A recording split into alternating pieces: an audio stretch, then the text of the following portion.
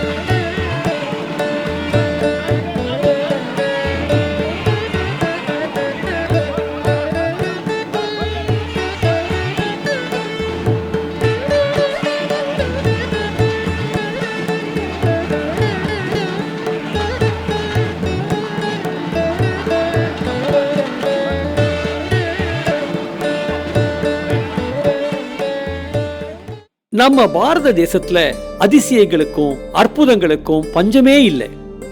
ஆனா எல்லா அதிசயங்களுக்கும் ஆச்சரியங்களுக்கும் மேல இந்த ஊர்ல சுமார் 700 வருஷங்களுக்கு முன்னால ஒரு பெரிய ஆச்சரியம் கலந்த அதிசயம் நடந்தது. அதைத்தான் நாம இந்த பதிவுல பார்க்க போறோம்.